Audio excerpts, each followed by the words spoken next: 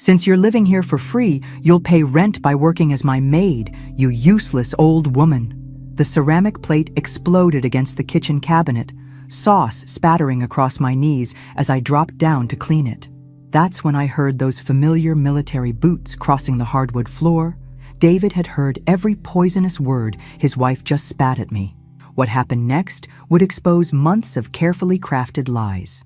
If you're watching this, hit subscribe and let me know in the comments where you're from. Trust me, you need to see how this manipulative snake finally got caught. But let me back up and tell you how a woman like me ended up on her knees, scrubbing food off the floor while a girl young enough to be my daughter stood over me like some twisted queen.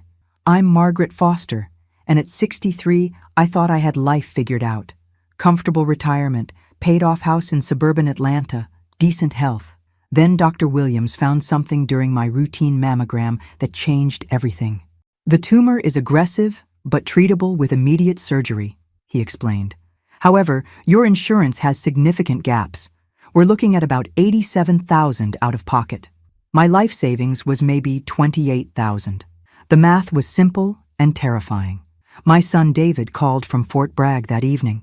At 38, he was a career Army officer, practical, decisive, and thankfully generous in a crisis. "Mom, we're selling the house. Use the money for surgery and recovery. Jennifer and I already discussed it. You're moving in with us while you get back on your feet. David, I can't disrupt your lives." "You're not. We want you close. After losing Dad, the thought of you going through this alone," his voice caught. "I won't risk it." His wife Jennifer got on the extension. "We're so excited to have you here, Mom Foster. This will be perfect timing, actually." The house sold within 3 weeks. After medical expenses, I had $19,000 left, enough to eventually rent a small apartment once I recovered and found work, but not enough for immediate independence. Here's where things get interesting. David and Jennifer had been renting a small townhouse, but with my recovery needs, they decided to buy a proper house with space for all of us. David used my remaining money as the down payment and put the deed in my name for tax purposes.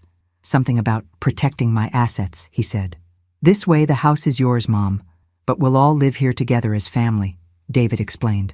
"When you're fully recovered, if you want your own place, we can sell and split the proceeds." Jennifer smiled warmly. "Though honestly, we hope you'll want to stay. It's nice having family close."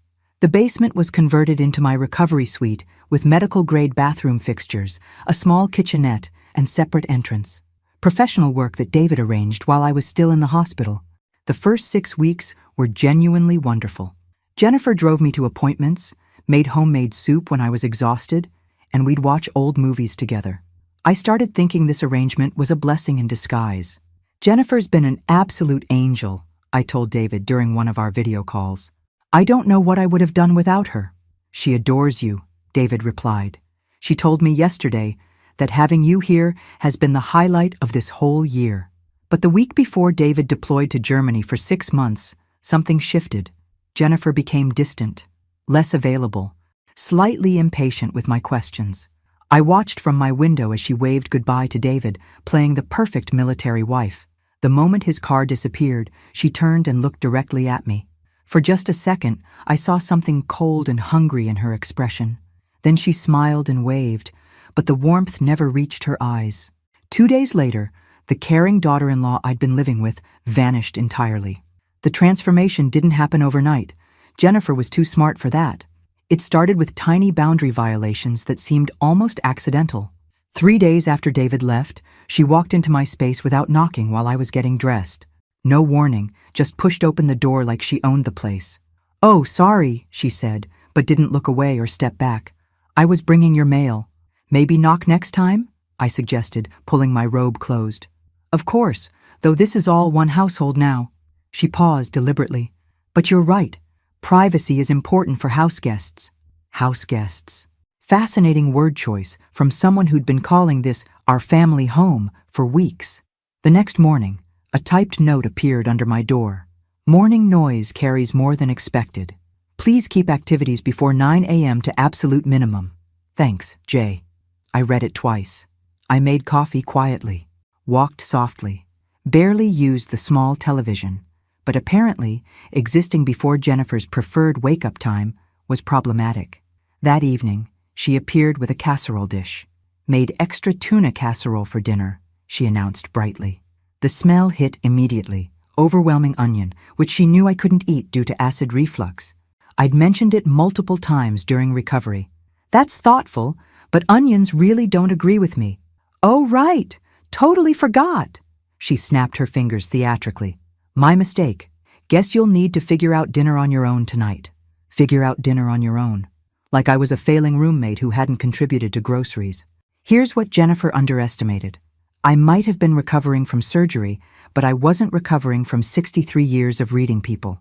I'd navigated workplace politics, raised a son through difficult teens, managed household budgets through recessions. I recognized manipulation when I saw it. The question was whether this was conscious testing or Jennifer's true personality emerging without her audience. That night, I climbed upstairs for what I thought would be our usual shared dinner. "Oh," Jennifer looked up with apparent surprise. "I only made enough for myself tonight. Figured you'd want to eat in your own space since you have that nice kitchenette." My own space. A hot plate and mini fridge hardly constituted independent cooking facilities. "I could make something simple up here," I offered. "Actually, I'm expecting a call from my sister. Might get emotional. Family drama, you know?" She made a sympathetic face. "Would you mind giving me privacy tonight?" As I carried a peanut butter sandwich back downstairs, I heard Jennifer on the phone, not with any sister, but with someone named Ashley, laughing about how she was finally getting the house back to herself. I sat in my small space, eating my makeshift dinner, and realized I was watching a deliberate campaign begin. Jennifer wasn't just thoughtless, she was strategic. But if Jennifer thought I'd simply accept whatever treatment she decided to dish out, she'd seriously underestimated Margaret Foster. I started a notebook that very night, recording dates, times, and exact quotes. Not because I was planning anything specific, but because I needed to understand the game we were playing. And more importantly, I needed to figure out how to win it, because something told me this was just the beginning. By week 4 of David's deployment, Jennifer had refined her approach into something almost artistic in its cruelty. She'd started hosting weekly girls' nights every Thursday, which meant I needed to avoid the main floor to give the ladies privacy. Through the heating vents, I could hear her entertaining friends with stories about her challenging living situation. "It's heartbreaking watching families struggle after medical trauma," she told someone with perfect blend of concern and martyrdom. "The personality changes can be so difficult to manage." I nearly choked. Personality changes? I was the same person I'd always been. "She's become so dependent since the surgery," Jennifer continued, "constantly asking me to do things for her, then getting upset when I don't do them exactly right. Yesterday, she actually criticized how I folded her laundry. I had mentioned that fabric softener made my skin itch, a medical fact, not a personal preference. But Jennifer was spinning it into evidence of unreasonable demands. Instead of confronting her directly, I decided to gather ammunition. I started documenting everything in detail, recording her phone conversations when possible, photographing evidence, keeping meticulous notes. The next morning, she knocked once and entered before I could respond. "Good morning, Mom Foster," she said, but the warmth had completely drained from the nickname. "I've been thinking about how to make this living arrangement more sustainable." She handed me a printed sheet titled Household Contribution Expectations. Deep cleaning all bathrooms weekly. Kitchen floors daily. All household laundry including delicates. Complete grocery shopping and meal preparation. Window washing, interior and exterior.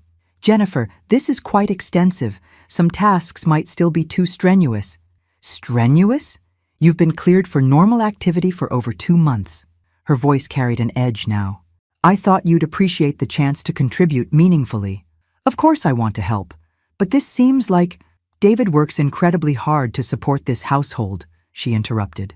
"And I've been managing everything else while also caring for you. This just balances things fairly." The phrase caring for you nearly made me laugh.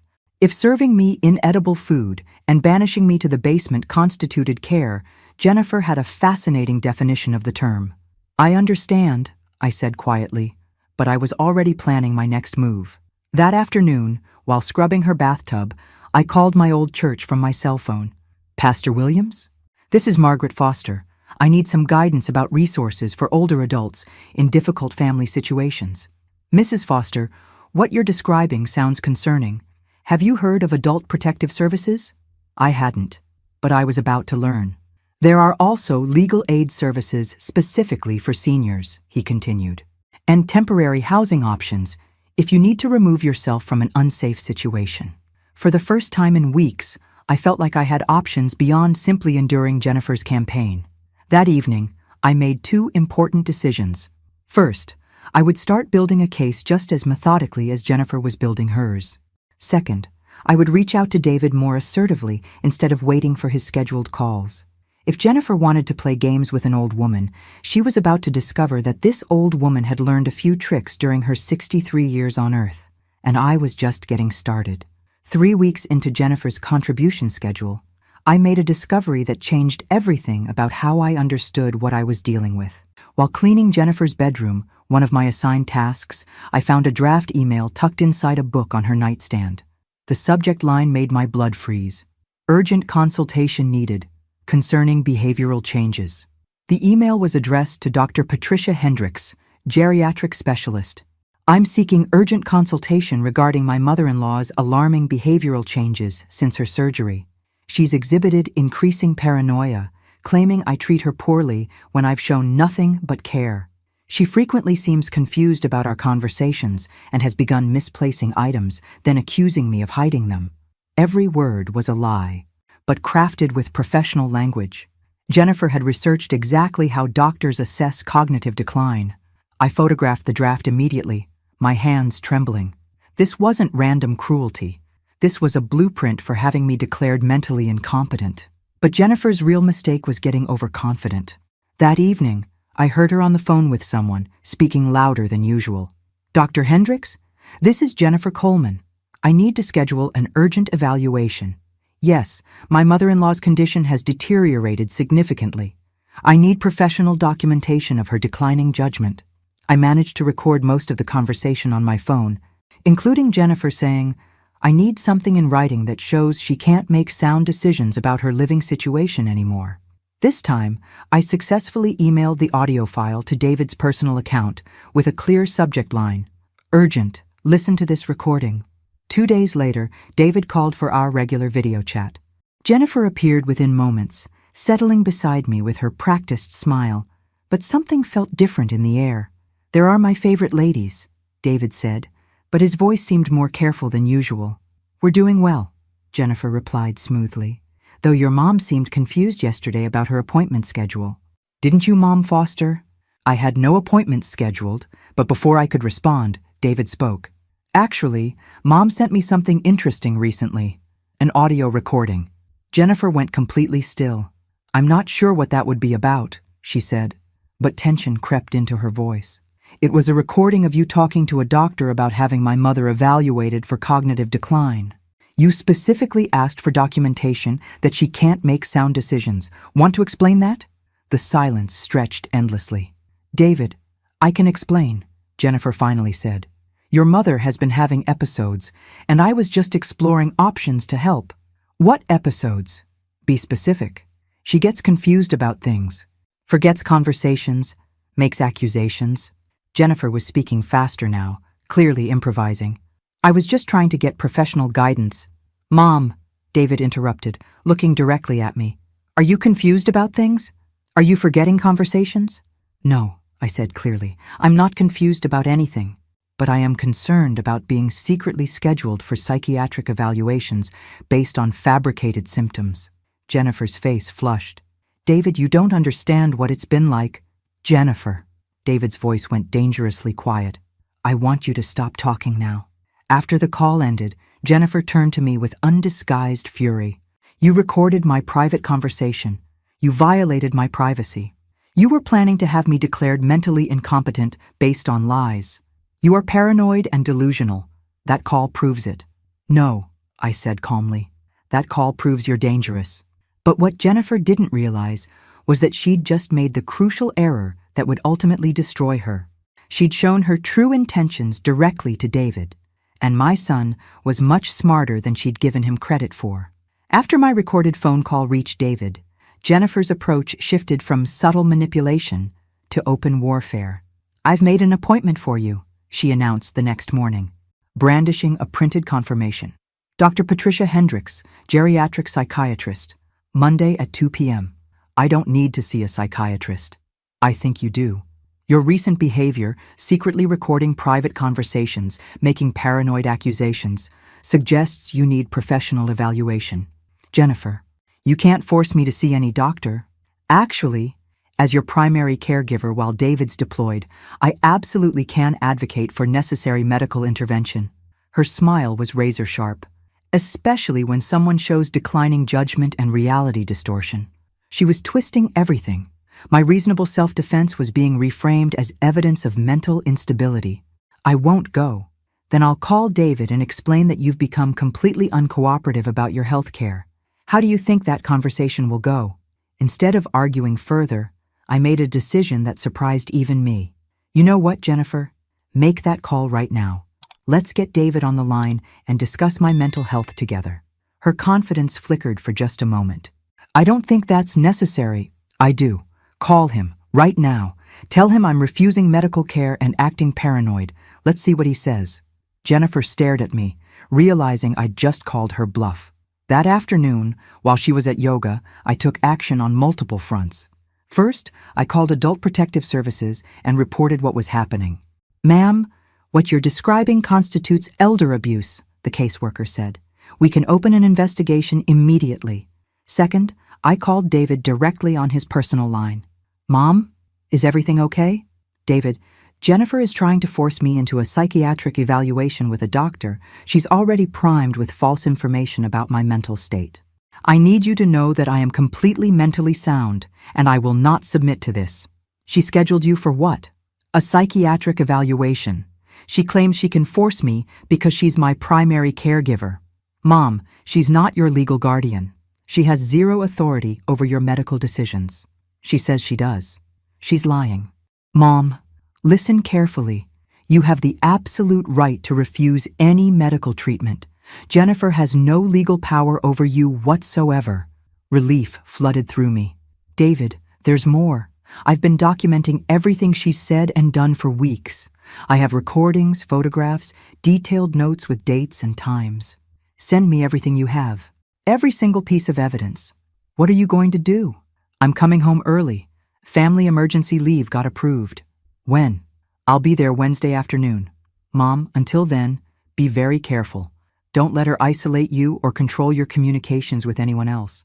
After we hung up, I felt something I hadn't experienced in months. Genuine hope. Jennifer thought she was backing me into a corner, but what she'd actually done was force me to find my strength and fight back. Wednesday was only 5 days away. I just needed to survive until then, without letting Jennifer realize her perfect plan was about to collapse completely. But Jennifer wasn't finished with me yet. The weekend before David's return, Jennifer's behavior became increasingly erratic and vindictive, like someone who sensed their control slipping away. Saturday morning, I found all my clothes dumped in garbage bags by the washing machine. "Thought you might want to wash everything," Jennifer explained with false innocence. "Some of your things smelled a bit musty downstairs." Nothing had smelled musty. She was forcing me to rewash my entire wardrobe just to demonstrate her power. Sunday, she served me dinner so oversalted it was nearly inedible, then expressed concern when I couldn't finish it. "You've been eating so little lately." "I'm worried about unhealthy weight loss." Every interaction was designed to create evidence of my decline that she could report to anyone who asked. But Monday morning, Jennifer made the mistake that would seal her fate forever. She was on the phone with someone, probably one of her friends, and didn't realize how clearly her voice carried through the house. "The crazy old bat is finally starting to crack," she said, with obvious satisfaction. "David's going to be shocked when he sees how far she's declined. I've got enough documentation to prove she needs full-time institutional care." I grabbed my phone and recorded the entire conversation, including Jennifer saying, "By Thursday, David will be begging me to help him find a good nursing home." Problem solved. That afternoon, Jennifer announced she was leaving for an overnight trip to visit her mother. "Last chance for some peace before David gets back and disrupts everything," she said with false sweetness. The moment her car left the driveway, I acted decisively. I called Pastor Williams. I need to stay at the church guest house tonight. I need to be somewhere safe while I prepare for my son's return. Of course, Mrs. Foster. Come right over. I packed a bag with my documentation, phone recordings, and photographs of Jennifer's fake emails. Then I called David. Mom, what's wrong? I'm leaving the house tonight. I'm going to stay at my church until you get home tomorrow. Did something happen? She's escalating rapidly, David, and I have new recordings of her admitting she's building a case to have me institutionalized by Thursday. Jesus.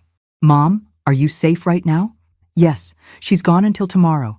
But David, when she realizes I'm not here, she's going to panic and probably call you with some dramatic story about me being missing or confused. Let her try. Mom, when I get home tomorrow, we're ending this permanently. That night, sleeping peacefully in the comfortable church guest room, I felt genuine serenity for the first time in months. No walking on eggshells, no psychological manipulation, no constant vigilance. But I also knew Jennifer's reaction to finding me gone would be swift and desperate. She'd realize her timeline was collapsing and resort to increasingly dangerous tactics. Tuesday morning, my phone started ringing at 6 a.m. sharp. Jennifer had discovered I was missing, and she was about to play her most desperate card yet. The question was whether David would see through it, or if her months of manipulation would finally pay off. Jennifer's first call came at exactly 6:03 a.m. Margaret? Margaret, where are you? I came home and you're nowhere to be found. Her voice was perfectly calibrated, concerned, slightly panicked, like a devoted caregiver discovering her confused charge had wandered off. I'm perfectly safe, Jennifer. Safe? What do you mean safe? Where are you? Are you confused about where you live? Even now, she was trying to paint me as disoriented. I'm staying elsewhere until David gets home this afternoon. Margaret, this is exactly the kind of concerning behavior I've been trying to address. You can't just disappear without telling anyone. What if you'd had a medical emergency? What if you'd gotten lost? She was building her narrative in real time, but I wasn't playing along anymore. Jennifer, I have recordings of you planning to have me institutionalized by Thursday. This conversation is over. I hung up. The phone immediately rang again. I didn't answer. 20 minutes later, 20. David texted, Jennifer called saying you disappeared overnight, and she's worried about your mental state. Are you okay? I texted back, completely fine. At church guest house, have new recordings of her admitting everything. Don't believe anything she tells you. At 8 a.m., Jennifer called David directly. I know because he called me immediately afterward. Mom, Jennifer's claiming you left a note saying you couldn't take it anymore and that she's terrified you might harm yourself. David, that's complete fiction. I left no note of any kind. I told her exactly where I was going and why. I figured as much. But Mom, she's threatening to call police and report you as a missing person with dementia. Can she do that? She can try. But when police find you safe and coherent at your church, her credibility is going to take a major hit. At 10:30 a.m., Pastor Williams knocked on my door. Mrs. Foster? Police are here. They received a missing person report about an elderly woman with possible cognitive impairment. I smiled grimly. Jennifer had overplayed her hand spectacularly. I met with officers Rodriguez and Chen in the church lobby. They were professional, but clearly skeptical of the report they'd received. Ma'am, we're responding to a missing person report filed by your daughter-in-law. She claims you left home overnight and may be experiencing confusion. Officers, I'm not missing, confused, or impaired in any way. I left my son's house temporarily due to ongoing harassment from his wife, and I'm staying here until he returns from deployment this afternoon.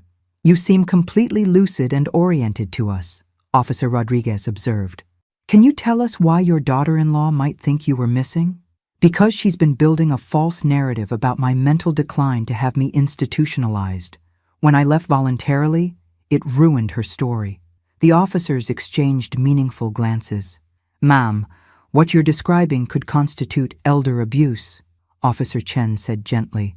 Are you interested in filing a report? Not yet. My son is handling the situation when he arrives this afternoon, but thank you for knowing that's an option. After the police left, I called David with an update. She actually called the police, he said, barely controlled fury in his voice. She reported you as missing with dementia. The officers saw right through it immediately. Good. Mom, I land at 3 p.m. Meet me at the house at 4. It's time Jennifer and I had a conversation she'll never forget. David, what are you planning? Justice, he said simply. That night, I slept better than I had in months, knowing that tomorrow would bring the reckoning Jennifer had been working so hard to avoid. Wednesday at 3:45 p.m., I stood on the front porch of the house that legally belonged to me, holding my key, but hesitating. 6 months ago, this had been my refuge. Today, it felt like walking into a battlefield.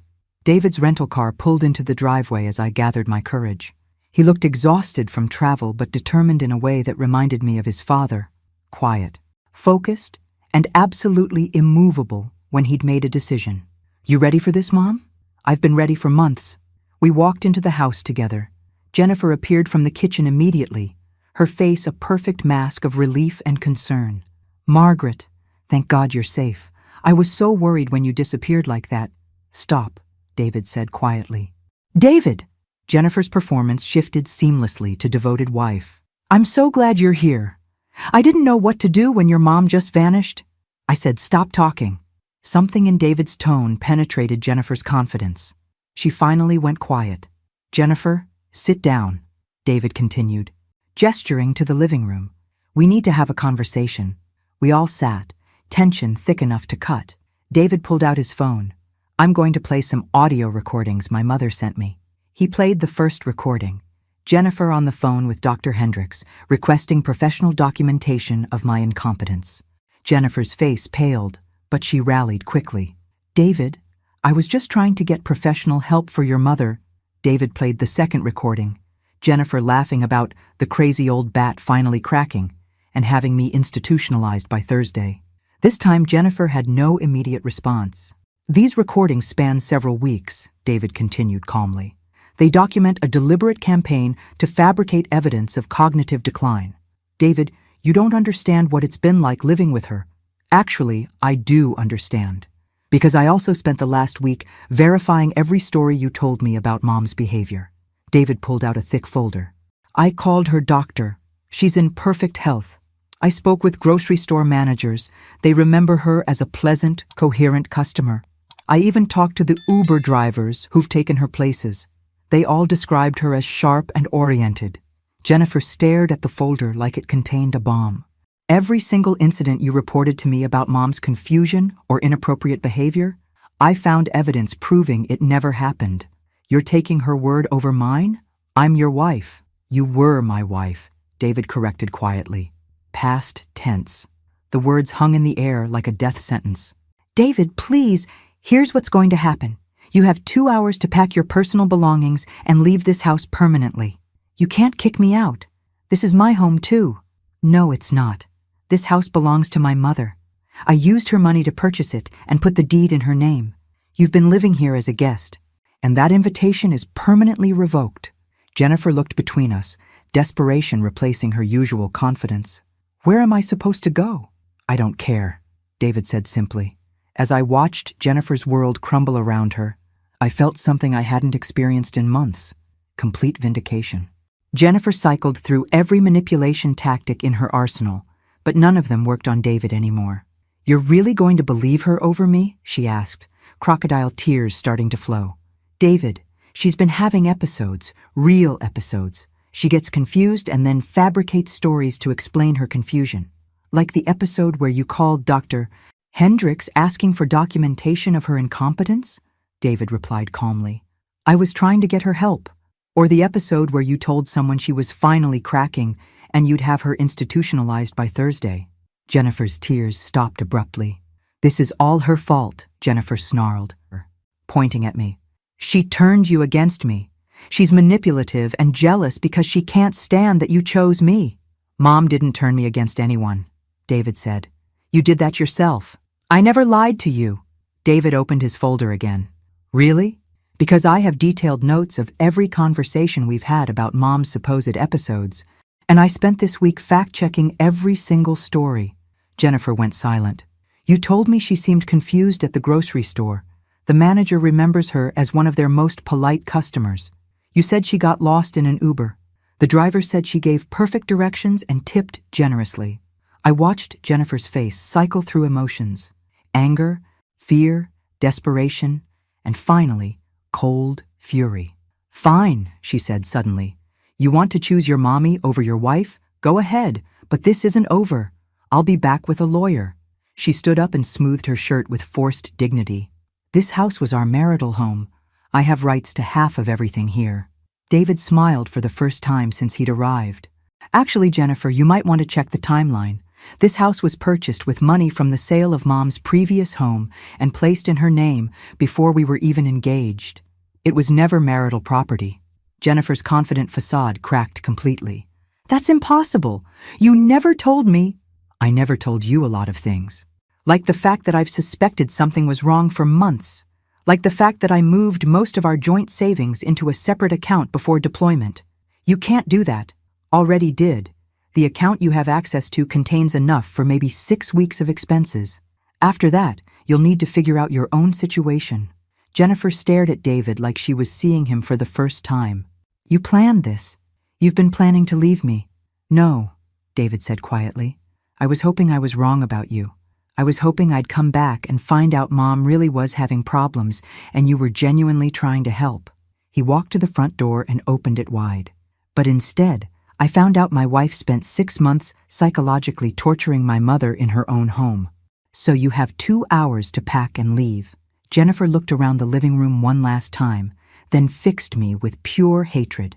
"This is all your fault, you vindictive old witch." "No," I said calmly. "This is all your fault. I just survived it." 1 hour and 43 minutes later, we watched Jennifer load her belongings into her car. She didn't say goodbye, just drove away like the house had never meant anything to her. Maybe it hadn't. Maybe Jennifer had only ever seen it as a stage for her performance. But as her taillights disappeared, I realized something had fundamentally changed in me over the past 6 months. I was stronger now, more confident, less willing to accept treatment that diminished my dignity. Jennifer had tried to break me, but instead, she'd taught me exactly how resilient I really was. The divorce took 14 months, longer than I'd hoped, but Jennifer fought for everything she could get. She hired an aggressive attorney and claimed spousal support, half the household furnishings, and even argued for partial ownership of my personal belongings. She's claiming she provided unpaid caregiving services that should be compensated, David's lawyer explained. She's also alleging emotional distress from false accusations of abuse. Even in divorce court, Jennifer tried to rewrite history and paint herself as the victim, but David had prepared thoroughly. When Jennifer's lawyer presented her evidence of my mental decline, David's attorney countered with medical records proving my cognitive fitness, signed statements from grocery store employees about my normal behavior, and detailed documentation of her fabricated incidents. Most damaging were Jennifer's own recorded admissions, the phone calls where she openly discussed building a case for my institutionalization. "Your Honor," David's attorney argued, "Mrs. Coleman's claims of providing necessary care are contradicted by her own words, admitting she fabricated evidence of decline. This wasn't caregiving, this was elder abuse." The judge was clearly unimpressed with Jennifer's case. In the final settlement, Jennifer received no spousal support, no claim on the house, and only personal belongings she'd brought to the marriage. She was also ordered to pay half of David's legal fees. Most importantly, the court issued a restraining order prohibiting Jennifer from coming within 300 feet of me or the house. "How do you feel?" David asked as we left the courthouse. "Free," I said simply. David took extended leave to help me fully reclaim my home and my life. We redecorated rooms, planted a garden, and slowly transformed the house into a place of peace again. I found part-time work doing bookkeeping for a local nonprofit, work that gave me purpose and financial independence. David was reassigned to Fort Gordon in Georgia, close enough for regular visits, but far enough that we both maintained our autonomy. Most importantly, I learned to trust my instincts again. Jennifer had spent months making me question my perceptions and doubt my reality. Recovery from that kind of manipulation takes time, but every day I felt more confident in my own judgment. A year after the divorce was finalized, I was working in my garden when I noticed a car driving slowly past the house. Jennifer, looking older and worn down, staring at the home she'd lost through her own choices. I felt a brief moment of something, not pity exactly, but sadness for the waste of it all. Then I went back to my roses. They needed attention, and this was my garden now. 3 months later, I heard through acquaintances that Jennifer had moved to Florida and remarried quickly, a retired businessman she'd met online. I hoped, for his sake, that she'd learned something from the consequences of her behavior, but I doubted it. People like Jennifer rarely change. They just find new targets. But that wasn't my concern anymore. I had my home, my peace, my relationship with my son, and my hard-earned knowledge of exactly how strong I could be when I needed to be. Sometimes that's all the victory anyone needs. 2 years after Jennifer's final exit from my life, I was volunteering at the senior center when I spotted her across the room at a community event. She looked different, thinner, more brittle, with the kind of tension that comes from always being on guard. When she saw me, I could see her debating whether to approach or leave immediately. She chose to approach. "Margaret," she said carefully, testing whether my name might explode in her mouth. "Hello, Jennifer. You look well." She seemed genuinely surprised by this. "I am well, thank you." She glanced around nervously, then leaned slightly closer. "Look, I know things got complicated between us back then, but I hope you understand I was under tremendous stress. Sometimes people say things they don't mean when they're overwhelmed." I looked at her for a long moment. She was still trying to rewrite history, turning 6 months of calculated psychological abuse into stress-induced poor judgment. "Jennifer, I hope you found happiness in your life." It was all I was willing to give her. No forgiveness, no shared responsibility for what happened, no validation of her attempt to minimize her actions. Her face showed disappointment, as if she'd hoped for something more. Perhaps mutual acknowledgement of mistakes, or agreement to forget the past. But some things shouldn't be forgotten or minimized. "Well," she said finally, "I suppose I should let you get back to your volunteering. Take care of yourself, Jennifer." I walked away without looking back, just as I'd done the day she left my house. That evening, I told David about the encounter. "How did it feel seeing her again?" he asked. "Anticlimactic," I said honestly. "She seemed smaller somehow, less threatening." "That's because she has no power over you anymore. She probably expected you to still be afraid or angry or something she could manipulate. But I'm not afraid anymore. I'm not even angry." And that was true. The fear Jennifer had cultivated so carefully had evaporated when the truth came out. The anger I'd carried had faded too, replaced by something more valuable. Complete confidence in my ability to recognize manipulation and protect myself from it. "You know what the best part is?" I told him. "I'm not the same person she tried to destroy. I'm stronger, more aware, less willing to accept poor treatment from anyone." 6 months later, I started leading a support group for seniors who'd experienced abuse. My experience with Jennifer gave me insight into how psychological manipulation works and how to fight back. The most important thing, I tell people in my groups, is to trust your own perceptions. If someone is making you feel confused about reality, that's not an accident. That's a strategy. Some people I work with have suffered worse abuse than I did, but all have that same look I remember from my darkest days, the look of someone who's been made to doubt their own sanity. My job is helping them remember they're not crazy, not imagining things, and they deserve dignity and respect. It's work I wish someone had been doing for me during those awful months. Since no one was, I'm doing it for others now. What would you have done in my situation? Let me know in the comments below. Because here's what I learned. Surviving psychological abuse doesn't just make you a victim. It can make you a warrior for others who need someone to believe them and remind them of their worth. Hours before that final confrontation, I was the one with nowhere to go, living at the mercy of someone who saw me as an inconvenience to eliminate. Today, Jennifer knows exactly how that feels. But the difference is, I never tried to destroy someone else to get what I wanted. I just refused to let someone destroy me. And sometimes, that's all the justice the world requires. Thanks for listening. Don't forget to subscribe and feel free to share your story in the comments. Your voice matters.